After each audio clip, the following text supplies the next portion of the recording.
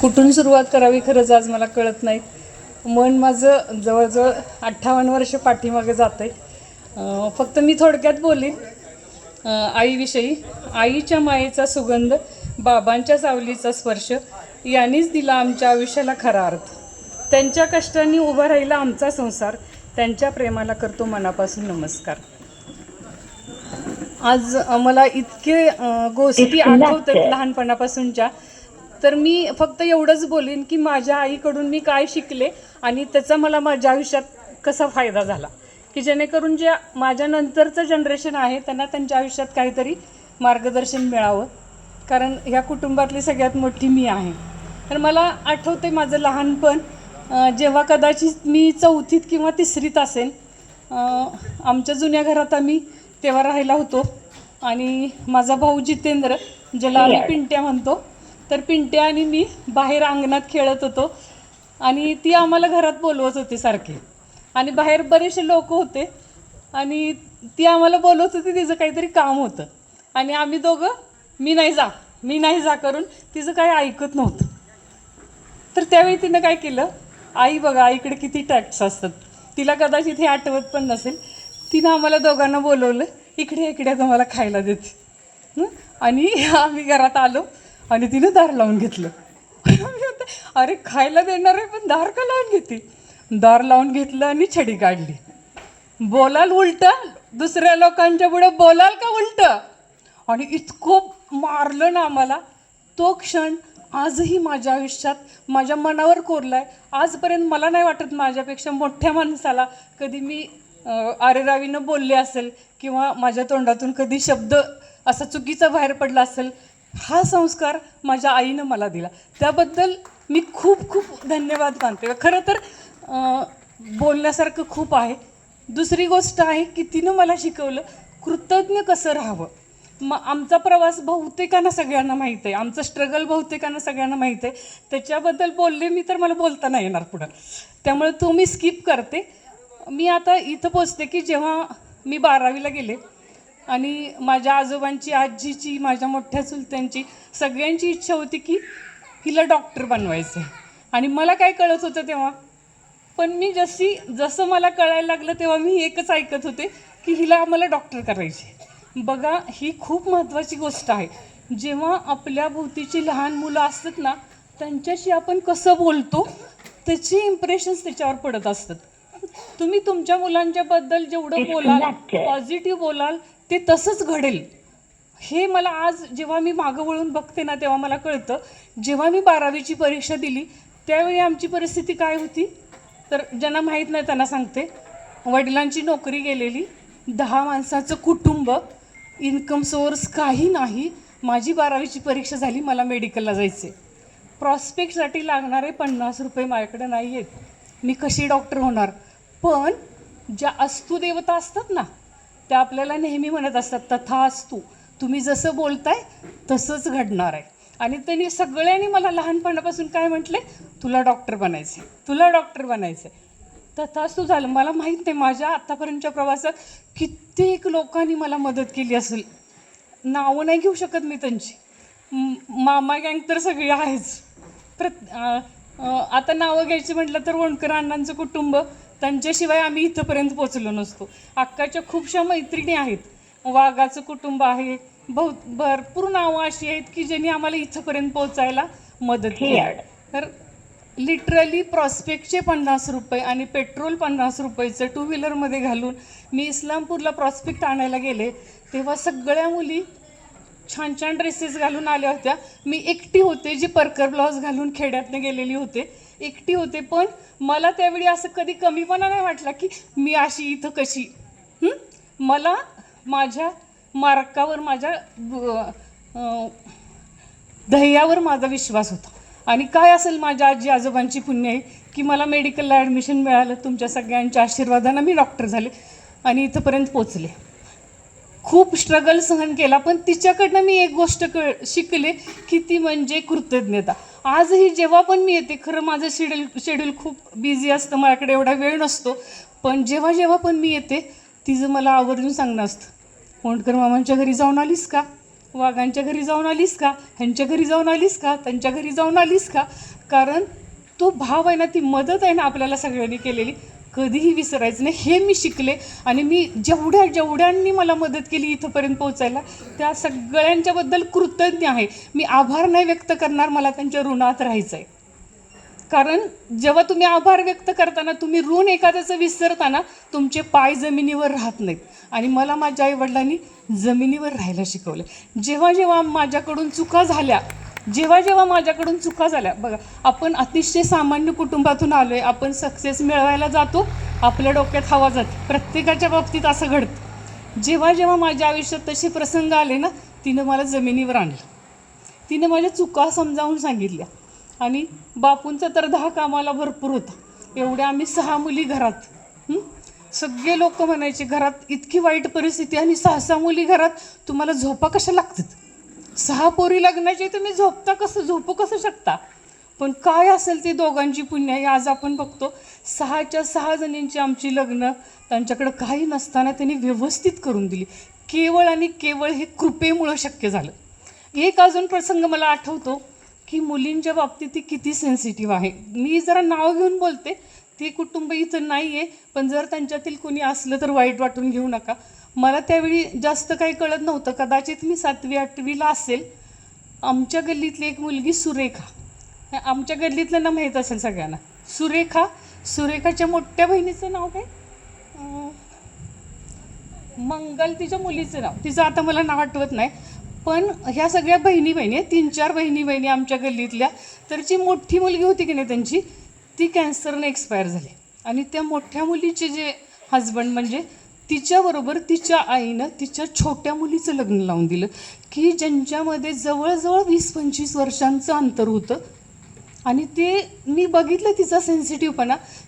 ती मुलगी अजिबात त्या लग्नाला तयार नव्हती, ती जात नव्हती. तिला जबरदस्तीनं मारून तिच्या हातात बांगड्या घातल्या, जबरदस्तीनं तिला आंघोळ घातली. त्यावेळी मी तिला बघितलं की ती तिथं गेली होती आणि तिच्या आईला सांगत होती, नका हो या पोलीसचं लग्न लावून देऊ त्याच्याबरोबर. तो सेन्सिटिव्हपणा मी तिच्याकडे बघितला आहे तेव्हा. आणि जेव्हा मग माझ्या बहिणींना लोकांनी जेव्हा 2-2 लग्न झालेली मुलं सुचवली, तेव्हा ती म्हटली, माझ्या पोरी गरीबाला देईन पण अशा कुठेही देणार नाही. आणि ते तिनं खरं करून दाखवलं. आणि तिनं कधीही आमच्यामध्ये भेदभाव केला नाही की ह्या माझ्या मुली आहेत आणि ह्या दिराच्या मुली आहेत. सगळ्यांच्यासाठी तिनं समान वागणूक दिली. आणि तो एक तिचा गुण मी माझ्या आयुष्यात घेतला की कुणाच्याही बाबतीत, आणि ते गुरुनी पण ते शिकवलं की सगळ्यांच्या बाबतीत समभाव ठेवला पाहिजे. ते मला माझ्या आयुष्यात पुढे जाण्यासाठी खूप त्या गोष्टीची मदत झाली. प्रत्येक संकटामध्ये कसं खंबीर राहावं. माझ्या आयुष्यात जेव्हा जेव्हा संकट आली, माझ्या मुलांच्या आयुष्यात जेव्हा जेव्हा स्ट्रगल आले, तेव्हा त्यांना मी एकच गोष्ट सांगायची, अक्काकडं बघा. तेवढा तर संघर्ष तुमच्या आयुष्यात नाही ना, तेवढं तर तुम्हाला काही दुःख नाही ना, मग एवढ्या छोट्याशा गोष्टीला तुम्ही का घाबरता. मी जर इतका संघर्ष केला ना, मी लिटरली बोलू नाही शकत. जेव्हा आम्ही 12वी नंतर इस्लामपूरला गेलो, रूम घेतली, पण जे लोक आम्हाला भेटली ना, ती अतिशय कोऑपरेटिव्ह भेटली. ही त्यांचीच पुण्य आहे. म्हणजे जेव्हा इस्लामपूरला राहायला गेलो, आमच्याकडे भाडं द्यायला पण पैसे नसायचे, पण ते कुंभार गुरुजी ना, ते आम्हाला म्हणायचे, तुम्हाला जेव्हा जमल तेव्हा द्या. वर्ष आम्ही त्यांचं भाडं नाही दिलं, पण त्यांनी कधी आम्हाला बोलून नाही दाखवलं. हे केवळ त्यांच्या स्वभावामुळं.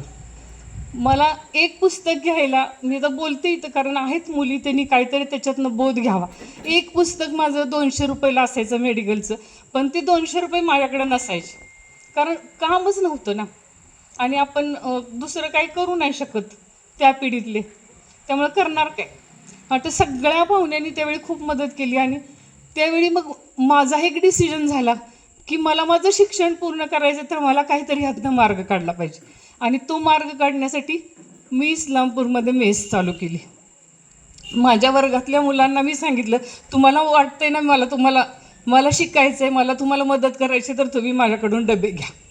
मी माझ्या वर्गातल्या मुलांना डबे दिले. एका डब्याचे 200 रुपये मिळाले की मी एक पुस्तक विकत घेतलं. सॉरी,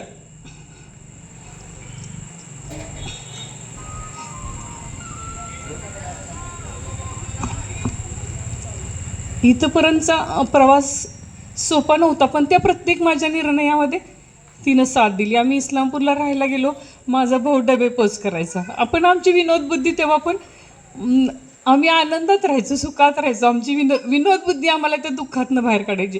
एकदा पिंट्या डबे पोचवायला जायचं, आम्ही सकाळी उठून डबे करायचो, मग शाळेत कॉलेजला जायचो आणि हा डबे पोचवायला जायचो आणि सकाळी सकाळी मला म्हणतो, तायडे मला काय स्वप्न पडलं माहिती आहे का? म्हटलं काय रे? अगं तू दूधवाला सायकलवर नेतो की नाही, त्याची माझी धडक झाली, त्याच्या किटल्या आणि माझे डबे दोन्ही पण सांडले आणि आम्ही हसायचो. म्हणजे ती विनोदबुद्धी आम्ही ती आपण संकटाच्या काळात तशी शाबूत ठेवली, त्यामुळे तो प्रवास आमचा सुखकर झाला. माझ्या लग्नाच्या वेळची गोष्ट तर सगळ्यांना माहीत असेल. लग्न आहे उद्या आणि आज आमच्याकडं चुडा घालायला पैसे नव्हते. माझ्याकडं पाटावर ठेवायला 4 आणे लागतात ना, ते नव्हते. तिनं त्या परिस्थितीत इतका संयम कसा राखू शकतात ही लोक, हॅट्स ऑफ आहे त्यांना. एकही रुपयाजवळ नसताना सगळ्या बौद्धांच्या मामा गँगनी माझं लग्न पार पडलं. त्यांच्या बाबतीत तर मी कृतज्ञ आहे. मी त्यांना धन्यवाद नाही देणार, ती कृतज्ञता माझी शेवटपर्यंत राहील. सगळे 13च्या 13 मामा माझ्या लग्नात इतकं काही केलं. मी जेव्हा मला अजूनही श्रीकांत मामांची आठवण होते. मी जेव्हा लग्नाला जायला निघाले ना, माझ्या पायात चप्पल नव्हतं, श्रीकांत मामा पटकन साताऱ्यात गावात जाऊन मला चप्पल आणून दिलं. मला अजूनही काकी आठवतात, तात्यांच्या काकी आठवतात की माझ्याकडे बॅग नव्हती, काकीने पटकन त्यांच्या बास्केटमधली कपडे काढले आणि साडे हे घे बास्केट, ह्यातनं तुझे कपडे ने. म्हणजे ही लोक नाही विसरू शकत आयुष्यात कधी. आणि ह्याच गोष्टी जमिनीवर ठेवतात आपल्याला. खूप खूप प्रसंग असे अनुभवले. सगळ्यांची लग्न झाली, सगळं चांगलं भेटलं. आज मला इथं ना आमच्या शिराळच्या आप्पांची खूप आठवण होती.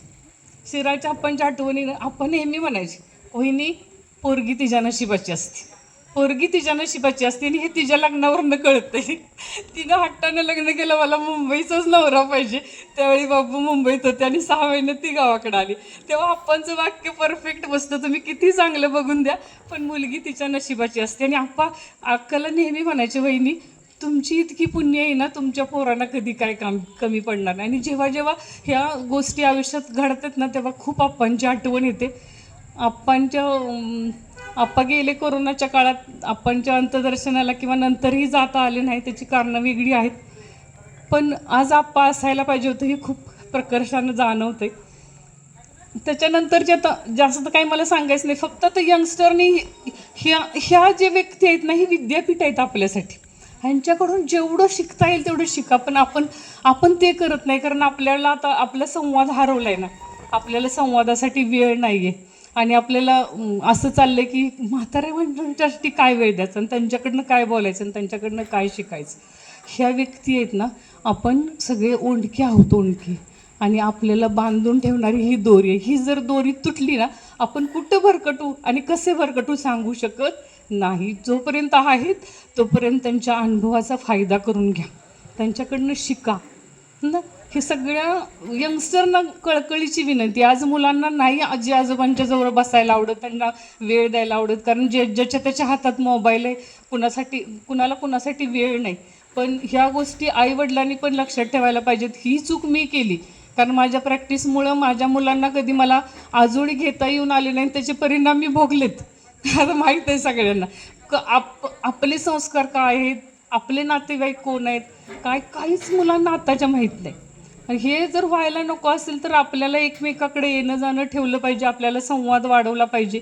बौद्धांच्या घरात आम्ही गेलो की मला अजून बौद्धांच्या घरात गेलो की इतके ते मामा मावशा, आम्ही असं कधी ते आमच्या वयाचे असल्यासारखं आम्ही त्यांच्यात खेळायचो, सायकल घेऊन जायचो, पडायचो, धडपडायचो. पण कधी असं वाटलं नाही की आम्ही दुसरीकडे कुठं आलं. एवढं प्रेम आम्हाला त्यांच्याकडनं मिळालं. आता तेच प्रेम ह्या मुलांना पण मिळू शकतं, पण त्यांनी तेवढं इन्व्हॉल्व्ह व्हायला पाहिजे, है ना. मामा भाचे एक नातं काही वेगळंच असतं. पण आता आपण बघतोय ते मामा भाच्याचं नातं पण मोबाईलच्या नादात हरवत चाललं.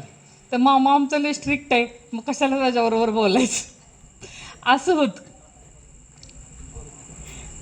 ही गोष्ट करण्याची आमचं असं डोक्यात होतं, 75वा वाढदिवस करायचं. पण मी 1 महिन्यापूर्वी अचानक अक्का सिरियस झाली.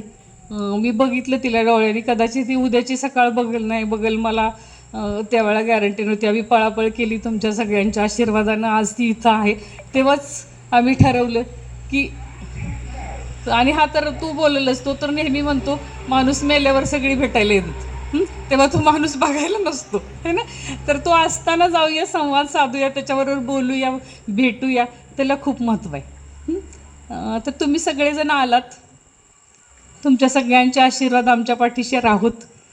एकत्र कुटुंब टिकवण्यासाठी त्यांनी जे काही कष्ट घेतले त्याला माझं पुन्हा एकदा सॅल्यूट आहे. तुम्हाला सगळ्यांना धन्यवाद देते आणि थांबते.